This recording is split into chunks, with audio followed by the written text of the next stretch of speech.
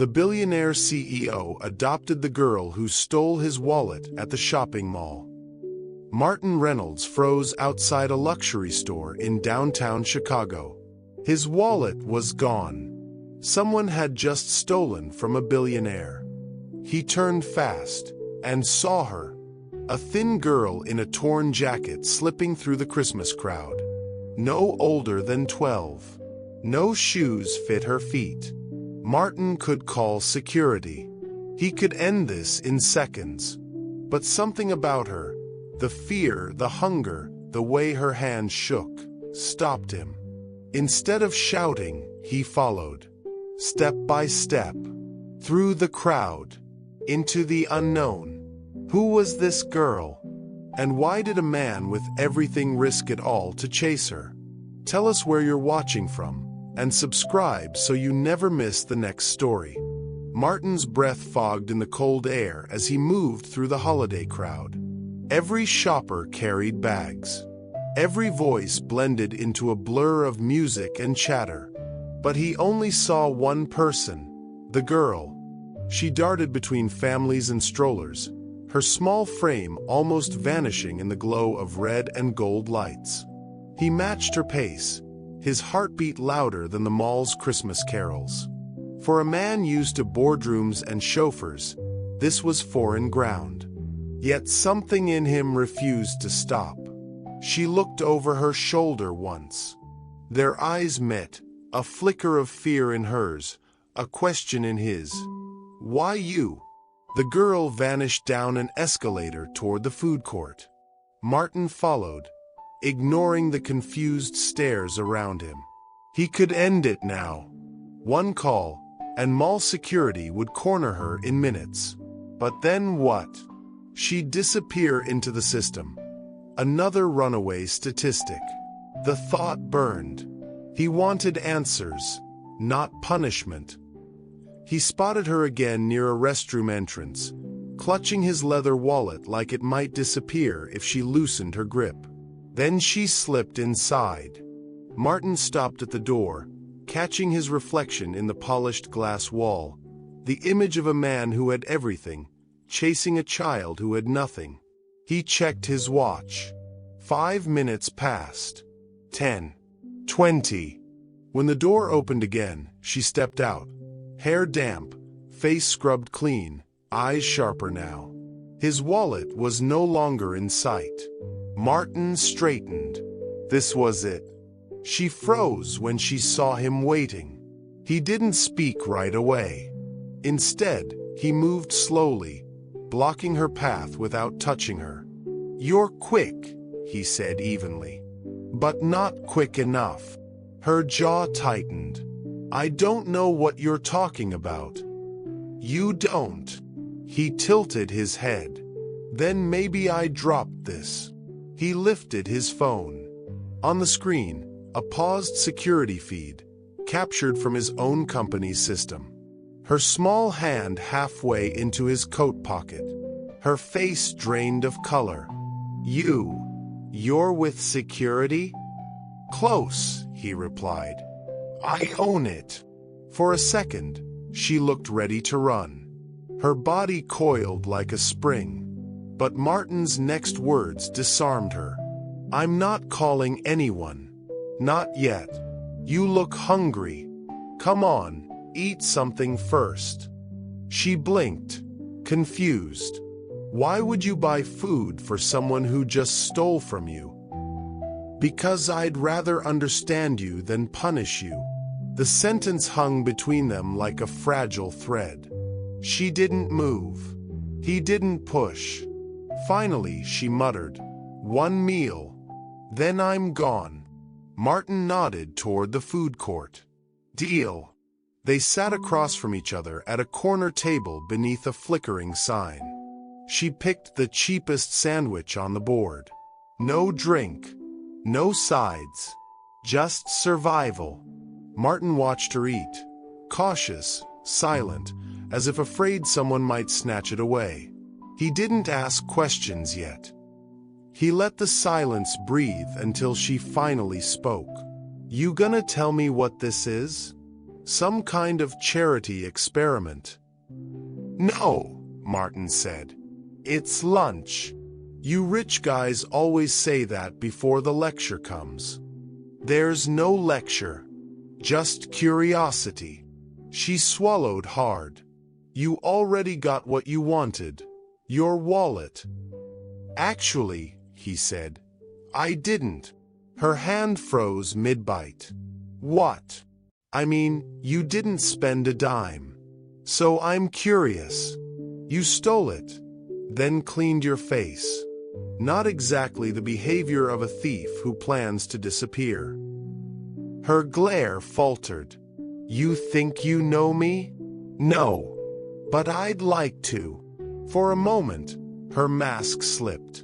A flicker of pain crossed her face. You don't want to know me. Martin leaned forward. Try me. She looked down. You wouldn't understand. Try me, he repeated. Her voice dropped. You have a driver. I sleep in train stations. The words hit harder than he expected. Before he could respond, a mall guard walked past, glancing in their direction. The girl tensed instantly, her body ready to bolt. Martin placed a calm hand on the table. It's okay. He's not here for you, he said quietly. Her eyes flicked to his, searching for deceit, finding none. The guard moved on. That was the first time she exhaled. You're not scared of me? Martin asked. She shook her head. No. Just what happens next? Martin leaned back, studying her. So what does happen next, Ella? She frowned. How do you know my name? It was inside the wallet. A library card. Her expression hardened. You looked through my stuff? I looked for a reason. Still haven't found one. She stood up fast. You think I wanted this life? You think I wanted to steal from people like you? Her voice cracked. Heads turned from nearby tables. She froze, embarrassed. Martin's tone softened. No. I think you're doing what you have to. Her lips trembled. You don't know anything about what I have to do. He nodded slowly. Then tell me, or you can walk away. No police. No questions. The seconds stretched. Her breathing quickened. Then quietly, you'd really let me go? Yes, he said. But if you stay, maybe I can help. She hesitated. Her eyes darted toward the exit. Freedom just 20 feet away. But her stomach growled again. Her shoulders slumped. She sat back down. Martin smiled faintly. Good. Because I think both of us have more to learn than we realize. She stayed for one meal. But neither of them knew it would change everything. What secret was Ella hiding that made her run from everyone who tried to help her? The cafe was warm and quiet, a soft glow spilling from its hanging lights. Outside, snow drifted lazily past the window, muffling the noise of the city.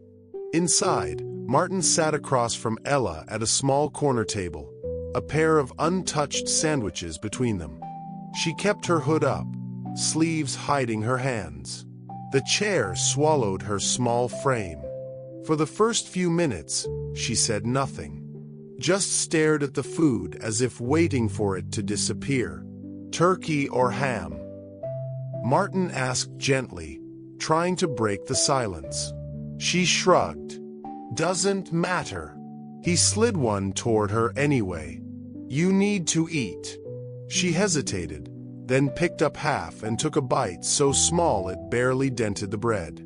Her eyes darted toward the door, then back to her plate, a reflex born from never staying anywhere too long. After a few moments, her voice came, quiet and flat. You gonna call the cops? No, Martin said. You gave me back my wallet. I'm not here to make things worse. She studied him, suspicious. People like you don't talk to people like me unless they want something.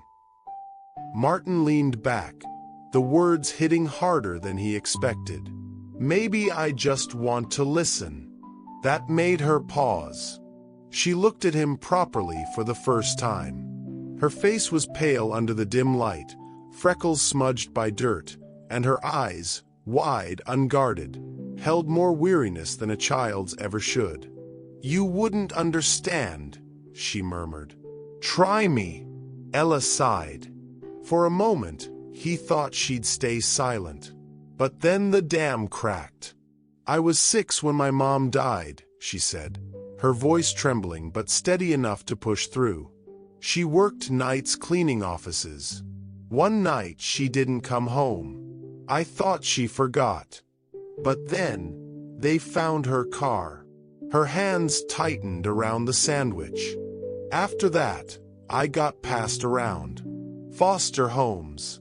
Some were okay, most weren't. People say they care, but they only do until it's hard.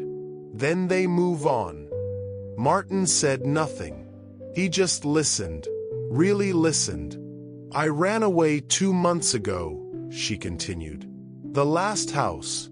It wasn't safe. I figured the streets were better. Guess I was wrong. Her eyes dropped to her plate, ashamed, though she had nothing to be ashamed of. Martin swallowed, the lump in his throat impossible to ignore. How old are you, Ella? 12.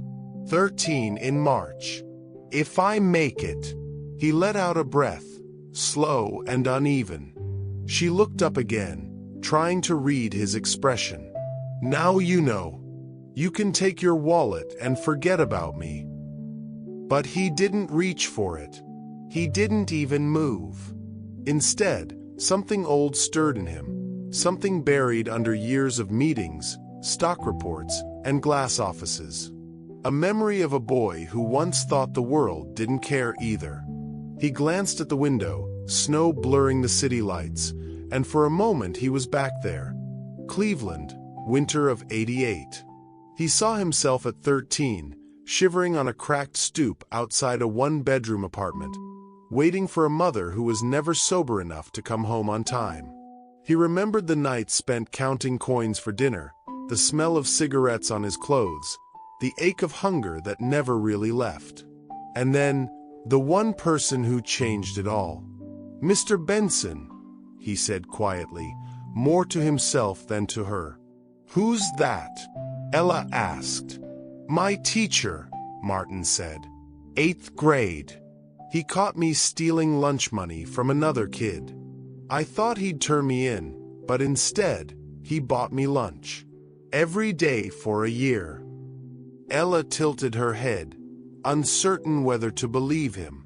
He told me I was smart, Martin said, a faint smile crossing his lips. Said I could be someone if I stopped running from everything. I didn't believe him at first. But one day I did. The room fell silent again. Only the hum of the heater filled the space between them. You think he saved you? She asked finally. I think he gave me a reason not to give up, Martin said. Sometimes that's all it takes. Ella leaned back in her chair, studying him like a puzzle she wasn't sure how to solve. You're different than you look. How do I look? Like one of those men who forget people like me exist. He nodded slowly. You're right. I did. For a long time. Something softened in her expression, a flicker of trust, faint but real.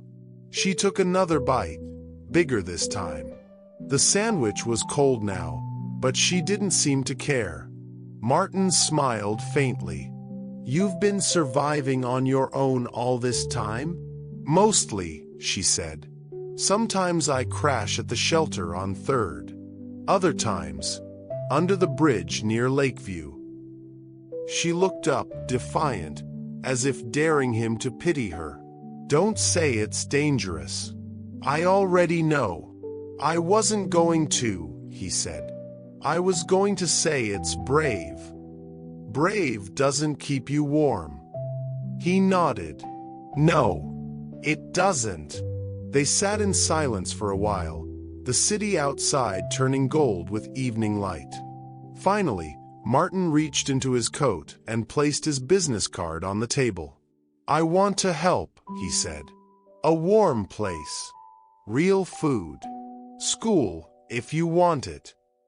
Ella stared at the card like it might burn her fingers. Then she laughed, a small, bitter sound that hurt to hear. People like you always say that, she said. Rich men with sad eyes and big promises. But when you leave, I'm still here. Alone. Her laughter faded into something quieter. You don't know what it's like to wake up cold and know nobody's coming. Martin's jaw tightened. I do. She blinked, caught off guard by the firmness in his voice. I know what it's like to feel forgotten, he continued. To think the world has already decided who you'll be. But I also know what happens when someone refuses to give up on you. Ella looked down again. Her fingers traced the edge of the card, hesitant. Why me? She asked softly. Because someone once did the same for me, he said. And I've never thanked him properly. She said nothing, just sat there, breathing slow, the weight of his words sinking in. Outside, the snow thickened. The city blurred to white. Inside, two strangers sat at a table meant for two. A man who had everything, and a girl who had nothing, sharing a silence that meant more than words. When the waitress came to clear the plates, Ella whispered, You really mean it? Martin nodded. Every word. She stared at him a long time before answering. Then maybe I'll give you one chance. It wasn't a promise, but it was enough. The first snow of January fell soft and endless, coating the city in white silence. Martin stood by his office window, phone pressed to his ear, watching the flakes drift past the high-rise glass. Yes, he said firmly. Evanston. I want her placed somewhere stable, somewhere she can grow.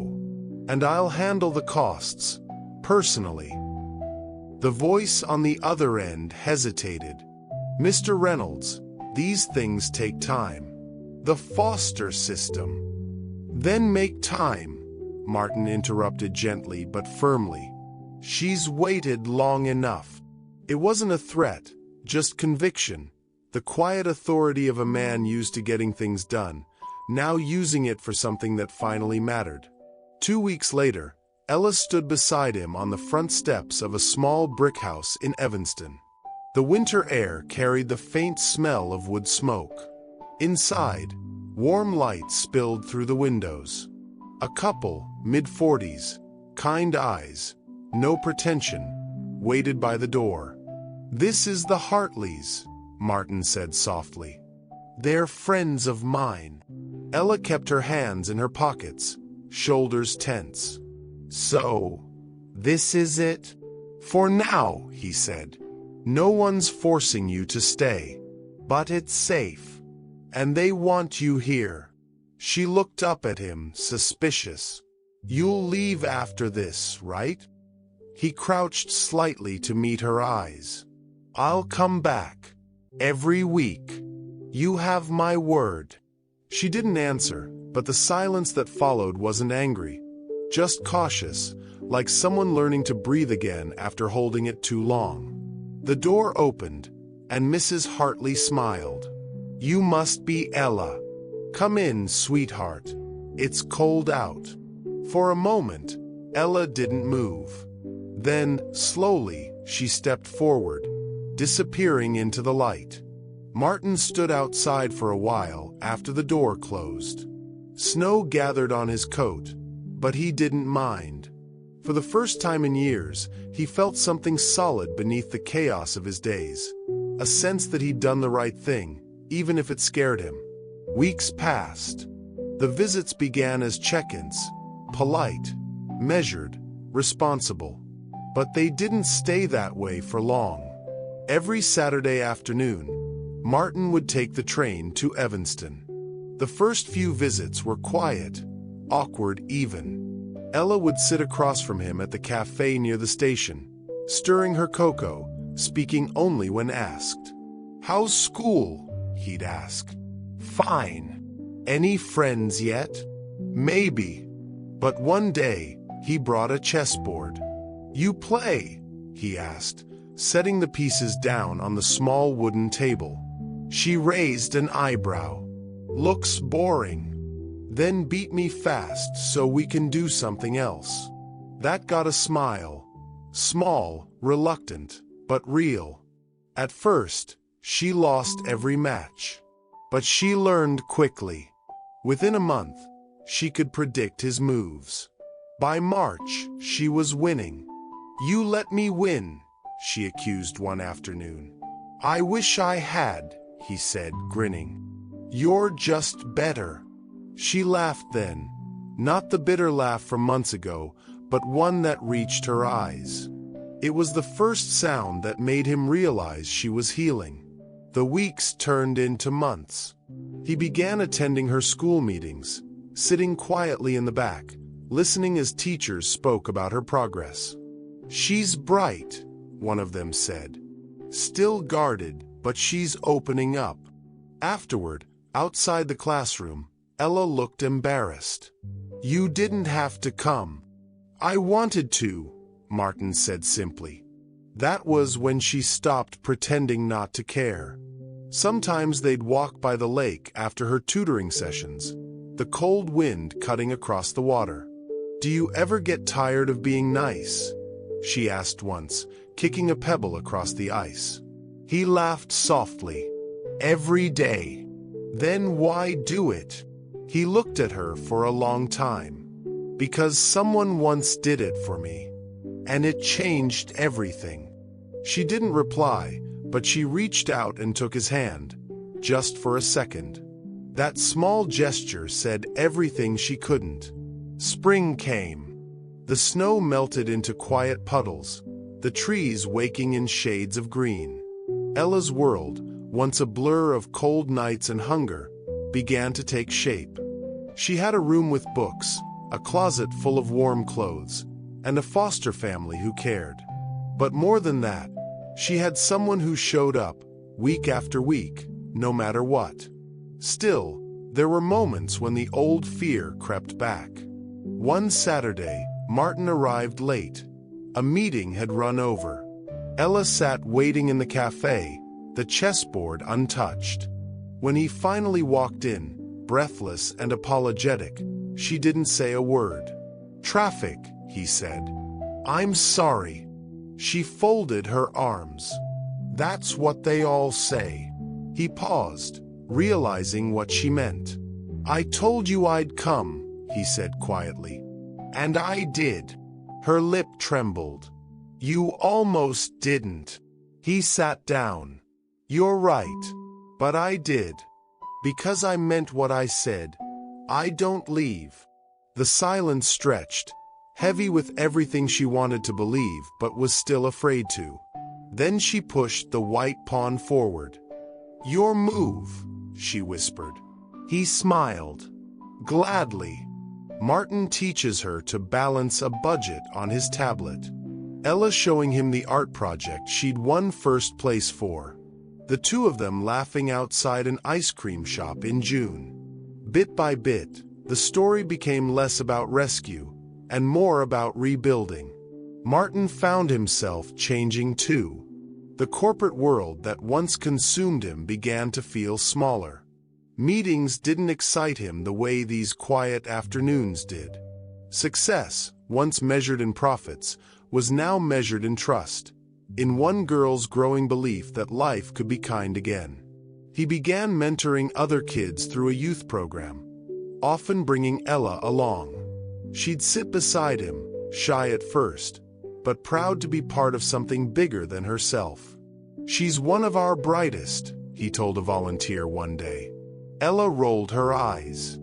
You're just saying that. Maybe, he said. But it's true. She smiled. And that smile, full, unguarded, alive, was everything he'd hoped for since the day she'd stolen his wallet. One summer evening, they sat on the same park bench where he'd first found her months before. The city hummed softly in the distance. You remember that day? He asked. Ella nodded. You looked so mad. I was confused, he said with a grin. And impressed. You were fast. She laughed. You could have let me go. Could have, he agreed. But then I'd have missed all this. She looked up at him, serious now. Thanks for not giving up. He met her gaze. Thanks for letting me try. The sky burned gold as the sun dipped low, and for a long, perfect moment, they just sat there. A man and a girl who had both been lost, now finding home in something simple, something real. Kindness had changed them both. And this time, the promise was kept. 2 years passed. Ella had grown taller, her hair longer, her laughter freer. Martin noticed how her eyes no longer darted around rooms in fear. She carried herself with quiet confidence now. The Hartleys adored her, and he'd come to think the worst was behind them. Until one gray afternoon when his phone rang. Mr. Reynolds? It was Mrs. Hartley's voice, low and anxious. We got a call from the agency. They're reassigning Ella. He froze at his desk. Reassigning. They say our foster certification's expiring. Budget cuts. New placements. Bureaucracy nonsense. They're moving her to a group home in the South Side. Martin's pulse spiked. When? Friday. 2 days. 2 days. After everything, after the progress, the healing, the stability, the system was ready to uproot her again. He hung up without another word and was already grabbing his coat. The group home was a concrete block of a building, gray and indifferent against the city's snow. Inside, a line of metal chairs and flickering fluorescent lights made it feel more like a clinic than a home. Ella sat near the door, her duffel bag at her feet. Her eyes met his the moment he walked in. You came, she said, voice trembling. I always do. She tried to smile, but her face crumpled. They're moving me. I didn't do anything wrong. I know, he said gently, kneeling beside her. You don't deserve this. A social worker appeared, clipboard in hand. Mr. Reynolds, I'm afraid you can't be here during transition intake. I'm not here to visit, he interrupted calmly. I'm here to stop this. The woman frowned. Sir, that's not how this works. He looked her in the eye. Then we'll change how it works. That night, Martin called his lawyer. I need to start adoption proceedings, he said flatly. Martin, that's a serious step, the lawyer replied. The state will push back. They'll run background checks, home studies, financial interviews. Let them, Martin said. I'm not letting her go through that again. The lawyer sighed. It'll take months. Then I'll start now. He hung up, poured himself a drink, and sat in silence by the window. Snow fell over the same city that had taken so much from her, and, in a way, from him too. He remembered her at 12, pale, hungry, defiant. He remembered the cafe, the laughter, the chessboard. Somewhere along the line, she'd stopped being a stranger. Somewhere along the line, she'd become family. The weeks that followed tested everything he thought he knew about patients. Caseworkers asked endless questions. Why her? Are you aware of the emotional and financial responsibility? Do you have parenting experience? He answered them all. Calm, direct, unflinching. They visited his home 3 separate times, inspecting every corner, every document, every reference. He submitted background checks, financial statements, medical records. Every time a new obstacle appeared, he tackled it without hesitation. And through it all, he kept visiting Ella. At first, the group home staff refused. Then, after repeated requests and a few well-placed phone calls, they relented. Each time he arrived, she'd be waiting by the window. "You don't have to keep coming," she said once. "It's not your job." "I told you," he said. "I don't leave." "You're wasting your time," she whispered. He smiled softly. "Then it's my time to waste." Months passed. Spring melted the snow. His office colleagues began to notice the change in him. He worked fewer late nights, took weekends off. For the first time in years, he seemed human. Finally, one morning in early summer, the letter arrived. Guardianship petition approved. He read it 3 times before he believed it. On Ella's 15th birthday, he took her to a quiet park near the lake. The sky was streaked with soft gold and lavender. A small picnic blanket lay on the grass, a cake, 2 candles, and a single envelope. She frowned. "You remembered." "Of course I did." He handed her the envelope. Inside was a single sheet of paper, the court decree, stamped and signed. She looked up, confused. "What's this?" "Read it," he said softly. Her lips moved as she scanned the text. Then her breath caught. "You adopted me?" He nodded, his voice breaking just a little. "You're not going anywhere ever again, Ella." She stared at the paper, then at him. "Why?" she whispered. "Why would you adopt a thief?" He took her hand, his eyes steady. "Because you didn't steal my money, Ella. You showed me what I'd lost. Compassion." Tears blurred her vision. "You really mean that?" He smiled. "More than anything." She threw her arms around him. For a long moment, neither spoke.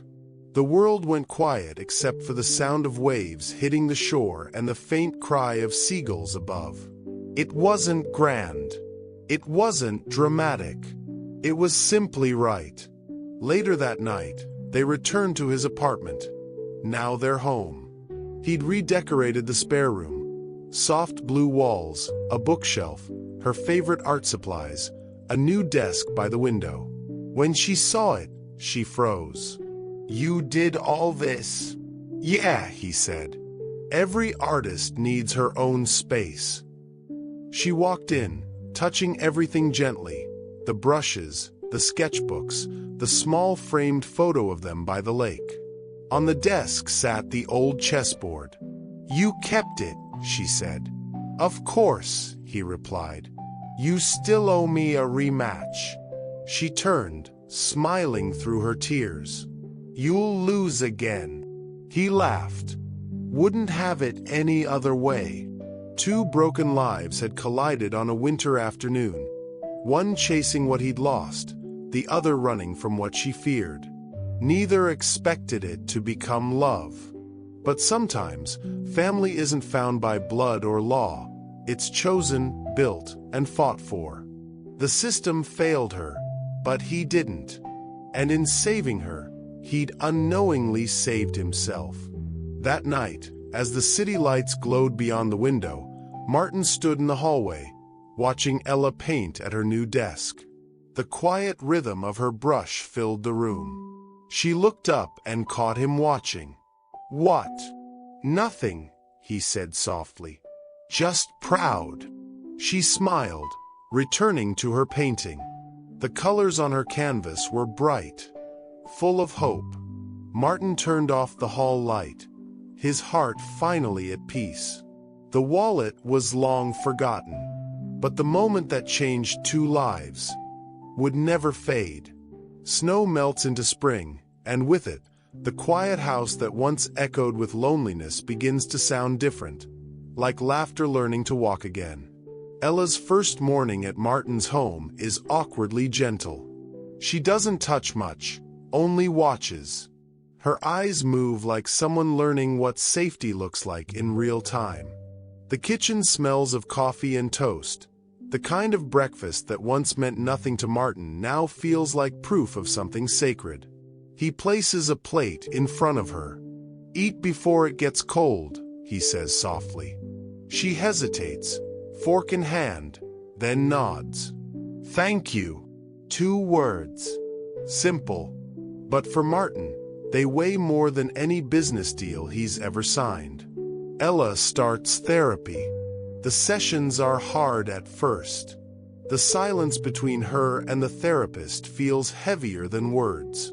But over time, she starts to talk about the night at the mall, about the fear that never left, about the way Martin looked at her and didn't see a thief but a child asking for help. At home, Martin learns patience. He doesn't know how to be a father. Not to her, not to anyone. There are awkward moments.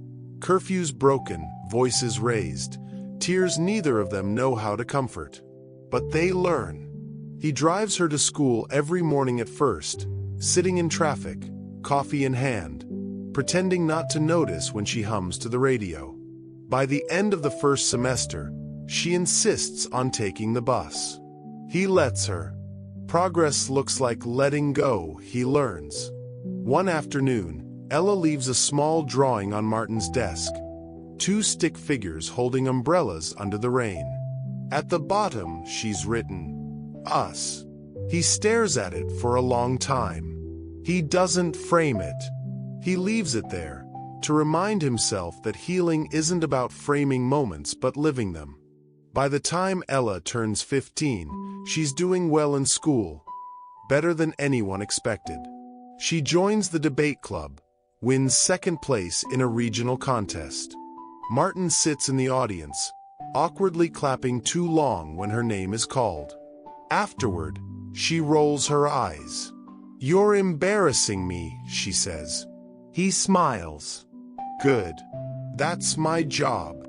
For a second, they both laugh, not because the joke was funny, but because it felt normal. They sit on the porch one night, the city lights glowing like scattered stars. Ella asks, "Do you ever miss your old life?" Martin thinks for a moment. "Sometimes. But most of what I miss wasn't real. The money, the deals, they don't fill a house the way a voice does."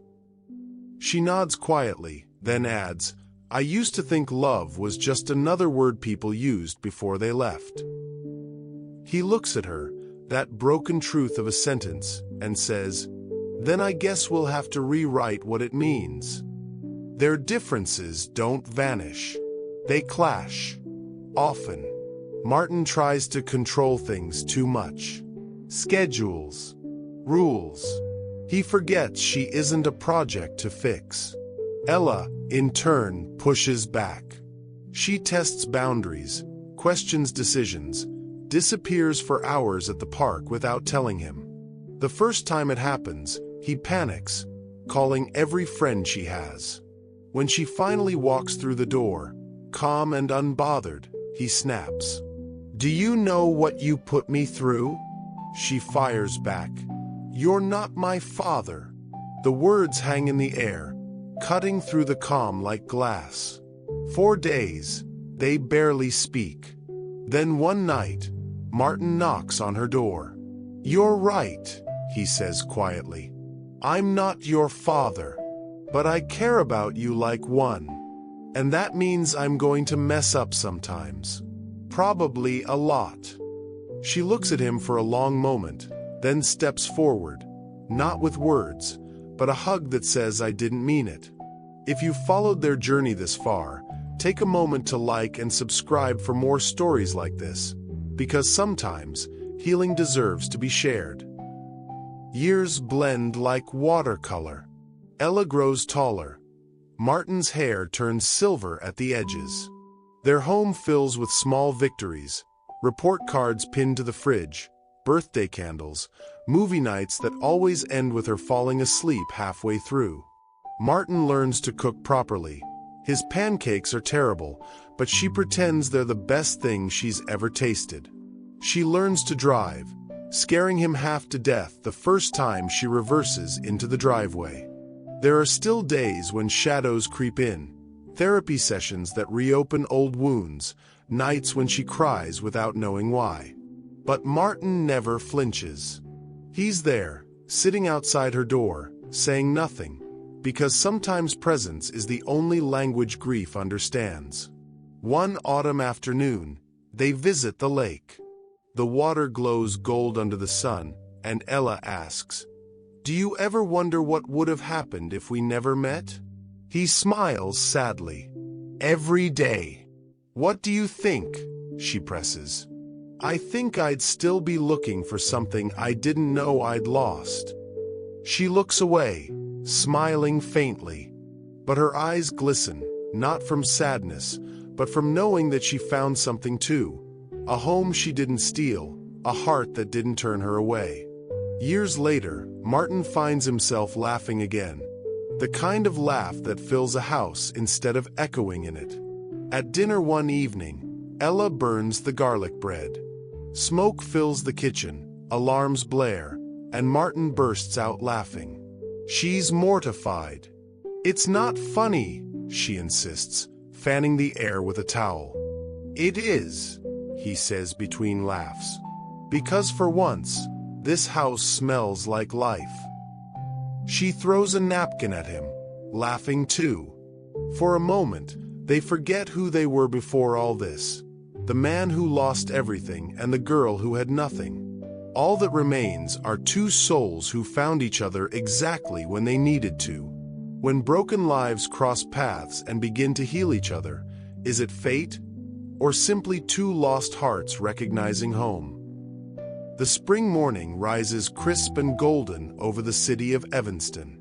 Flags flutter outside the auditorium of Northwestern University, and rows of proud parents fill the seats. The air hums with the energy of endings and beginnings, of chapters closing and new ones quietly unfolding. Somewhere among the rows, Martin sits with his hands clasped together, trying, and failing, not to cry. On the stage, in a sea of purple gowns, stands Ella. 22 now. Her hair pinned neatly, her posture confident yet trembling with emotion. The nameplate reads, Ella Pierce, Bachelor of Social Work. He whispers to himself, smiling. Pierce. His name. Her choice. The dean's voice echoes through the hall, introducing graduates, listing honors, calling names. But Martin barely hears it. His mind drifts between pride and disbelief, the kind of disbelief that doesn't doubt, but marvels. He remembers the girl who once sat at his kitchen table, too afraid to meet his eyes. Now she's here, standing before hundreds, ready to speak. Good afternoon, she begins, her voice steady but soft.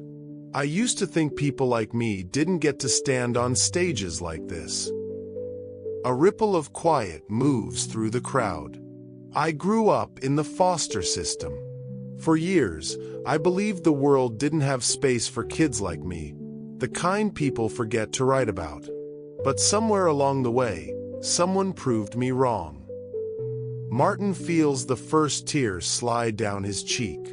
14-year-old Ella, hands trembling, steals a wallet from a cafe table. The mall lights glow harsh and cold.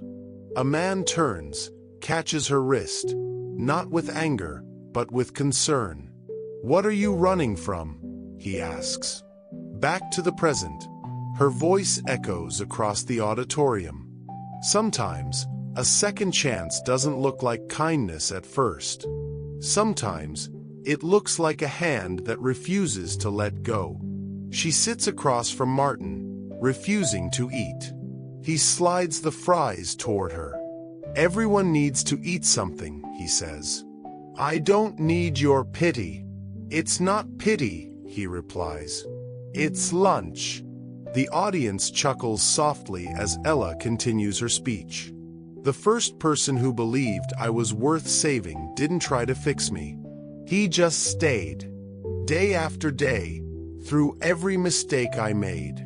Martin exhales, trembling. His hands grip the edge of the seat, grounding himself in this impossible reality. The girl who once had nothing now teaching the world what love looks like.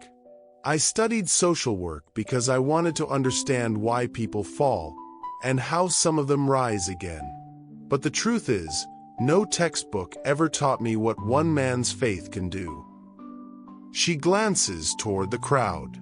Her eyes find him, row 7, left aisle. Their gaze locks. For me, she says, her voice breaking slightly. That man is here today. The audience turns, murmuring softly, following her eyes. Martin bows his head, overwhelmed. The living room glows in warm light. The tree is slightly crooked. Ella opens a small box. Inside, a silver bracelet engraved with "You're home now." She looks at him, speechless. He says simply, "You can take it off whenever you stop believing it."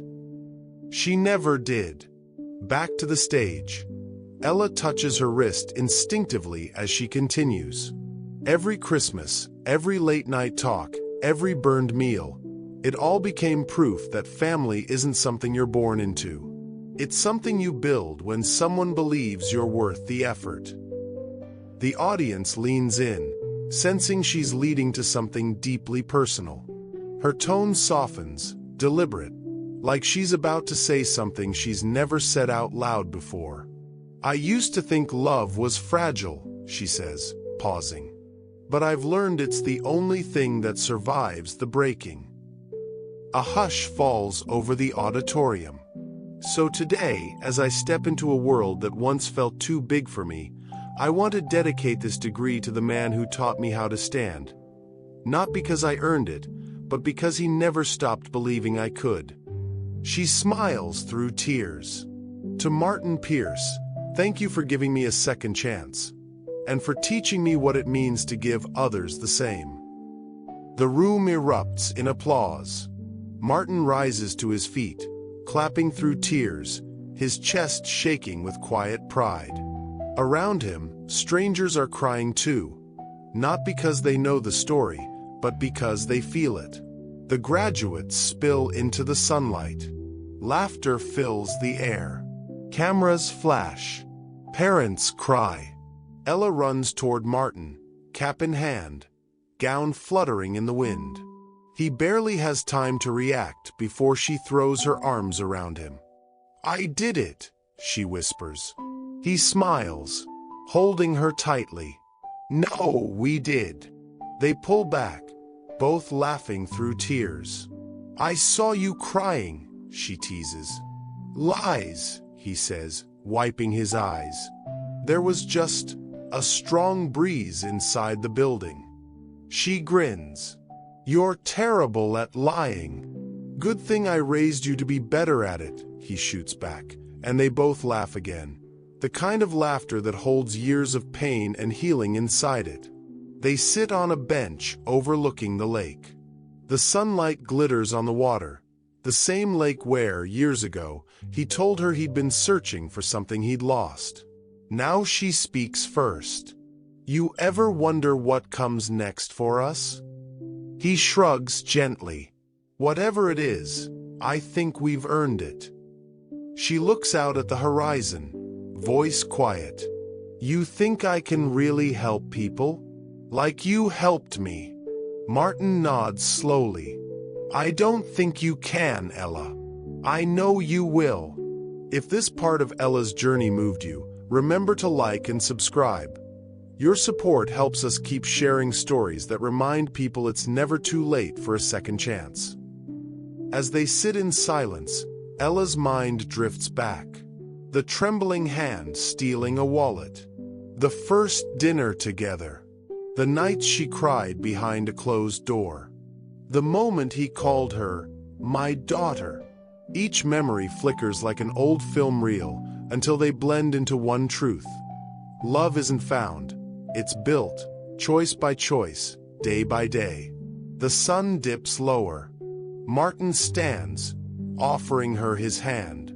"Come on, graduate. Dinner's on me." She takes it, smiling.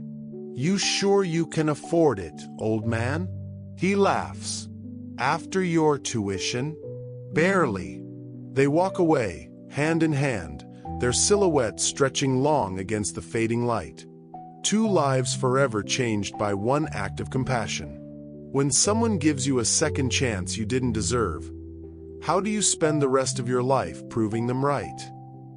The rain starts just after sunset. Thin, silvery sheets tapping against the window of Ella's small Chicago apartment. She's been home for weeks. The post-graduation glow slowly giving way to the quiet uncertainty of what comes next. Stacks of job applications sit on the counter. A half-packed box of old memories rests beside them. Photos from college, her graduation cap, a bracelet she never takes off. She sits at her desk, tired but content, when there's a knock at the door. 3 slow knocks. She opens it to find a small brown envelope on the mat. No name, no return address, just her own written in unfamiliar handwriting. Her first instinct is confusion. The weight of the envelope feels oddly familiar. Soft, worn leather inside. She sits down, heart skipping a beat. Slowly, she tears the seal and slides out a small, weathered object. Martin's old wallet. The same one she stole all those years ago. For a long moment, Ella just stares at it, her breath caught somewhere between laughter and tears. The leather is cracked, faded by time. The edges are frayed, and the faint smell of cedar clings to it, like it had been tucked away in some drawer for years. Her fingers tremble as she opens it. Inside, no cash, no cards, just a single folded note. The handwriting is careful, unmistakable. Some things find their way home when the time is right. She leans back, pressing the note to her chest, and lets out a shaky breath. Martin. Of course it's him. He could have said 100 words, and yet this quiet gesture says everything. A circle closed. A past redeemed. She laughs through tears, shaking her head, flashing back some memories. You sentimental fool. The mall. Her shaking hands. The stolen wallet clutched in panic. The man who didn't shout, didn't call security, just looked at her like she was more than her mistake. Then the food court, his calm voice. Everyone deserves one chance to do better. The sound of those words echo through her mind like a promise fulfilled. Ella sets the wallet on the table and turns the note over, searching for more. On the back, faint pencil lines. A date. December 12th. That's 2 days away. Her birthday. A soft smile breaks across her face. So that's what this is. Not just closure. A reminder. The apartment is quiet except for the soft hum of the refrigerator. Ella lights a candle beside the window and places the wallet beside it, like a keepsake or a small memorial to everything she once was. She opens her laptop and begins typing. Not a job application this time. A letter. Dear Martin, I got your package. I almost didn't open it. Thought it might be another reminder of bills or rejection letters. But when I saw what was inside, it felt like the world stopped for a second. You always told me that the past doesn't have to define who we become. That sometimes, the very thing that broke us can be what brings us back to life. You were right. I've spent years trying to repay what you gave me. The trust, the patience, the belief. But I realize now, some debts aren't meant to be repaid. They're meant to be passed on. So I've decided to take the offer from the youth center downtown. The one working with foster kids. I want to help them the way you helped me. And when they ask me why, I'll tell them about a man who gave away his wallet once and somehow got back something far more valuable. Thank you for sending it back. It's funny, I don't even remember keeping it all those years. Maybe you held on to it for me until I was ready to understand. Some things find their way home when the time is right. You were right about that too, Ella. She hesitates, then adds one more line. P.S. Don't think you can retire from being my dad. That's not how this works. She saves the letter as a draft, unsure if she'll send it. The truth is, Martin already knows. He's always known. Next morning, Ella takes the wallet with her as she heads downtown. The rain has cleared, and the streets shimmer with reflected light. On her way to the youth center, she stops at a small cafe, the same one where, years ago, she first stole it. The same chipped table still sits by the window. She places the wallet down on it, runs her hand across the surface and whispers, "Full circle." Then she smiles, not the forced kind she used to wear to survive, but the real kind, born of peace. You didn't steal my money, Ella. You showed me what I'd lost. Compassion. That line repeats in her mind as she leaves the cafe, the wallet tucked safely in her coat pocket. At the youth center, she steps into a room full of teenagers. Quiet, guarded, exactly how she used to be. The counselor introduces her. This is Ella Pierce. She's joining us as our new outreach coordinator. Ella smiles, scanning the faces. Hey, everyone. I used to sit where you're sitting. Some of them glance up, curious, doubtful. One girl in particular sits in the back, hoodie up, eyes sharp. Ella recognizes the look instantly, that mix of pride and fear. She nods toward her, offering a soft smile. I know what it's like to think no one's coming for you. But trust me, sometimes, help doesn't look like you expect it to. The girl hesitates, then whispers, Yeah? Like what? Ella's smile deepens. Like a man chasing you through a mall just to buy you lunch. The room chuckles, even the girl. The moment feels suspended in air, fragile and whole at once. Ella realizes that Martin didn't just save her. He built a map. And now, she's passing it on. Because some thefts aren't crimes. They're miracles in disguise. Stolen moments that give something greater back. That night, Ella places the wallet on her nightstand beside the bracelet that reads, You're home now. She traces the engraved words with her thumb, whispers a quiet goodnight to the man who turned her mistake into a miracle, and turns off the light. Outside, the city hums, alive, vast, waiting for whatever she does next. How many lives could change if every act of kindness found its way back home, even years later?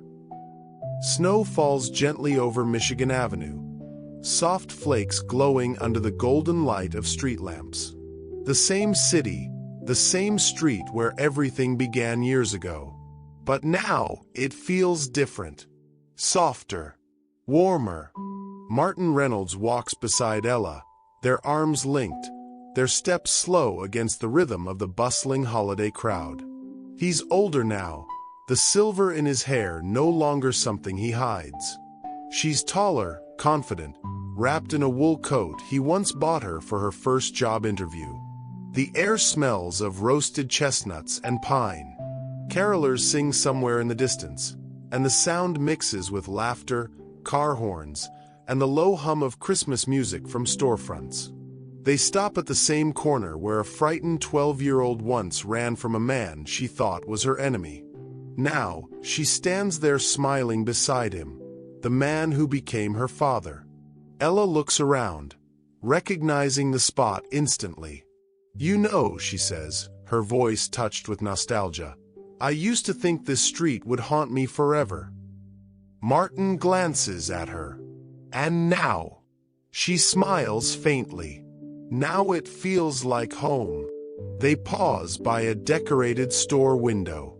Inside, a little girl presses her face against the glass, marveling at a row of dolls and teddy bears. Her mother laughs, pulling her close. Ella watches the pair for a long moment, her breath visible in the cold air. Martin notices. You thinking what I'm thinking? She nods. How one moment can change everything.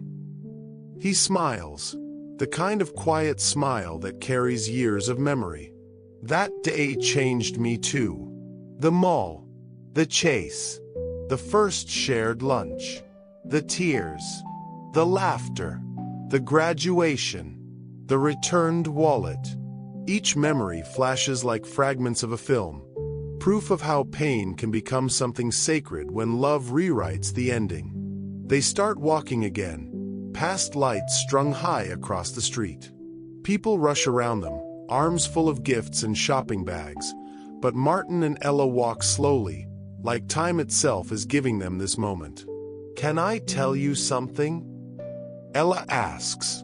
Always. She takes a deep breath. I was terrified of becoming like my mother. Lost, scared, invisible. But you made me see that it's okay to start over, that the past doesn't have to decide who I'll be. He stops and turns to her, eyes soft. Ella, you gave me more than I ever gave you. She shakes her head, smiling through tears. You gave me a family.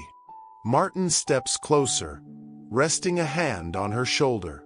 His voice drops to a whisper that carries everything he's learned. No, he says. You reminded me what family means. For a few seconds, neither of them speaks. The sound of the city fades beneath the hush of falling snow. Then Ella laughs, a light, joyful sound that echoes through the street. Martin joins in, his laughter rough but genuine, breaking years of quiet reserve. It's laughter born from survival, love, and the strange grace that can bloom in the unlikeliest places, like a stolen wallet on a winter day. If this story has touched your heart so far, make sure to like and subscribe so you never miss the next one.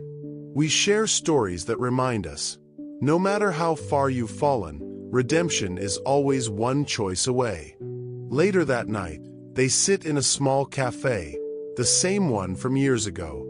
Martin orders 2 cups of cocoa, and when the waiter leaves, he slides a small box across the table. Ella opens it. Inside, a silver keychain, a replica of that old leather wallet, but engraved this time. She reads it aloud. Home isn't where you start. It's where you're found. She looks up, eyes glassy. You really can't stop with the sentimental stuff, can you? He chuckles. It's a disease.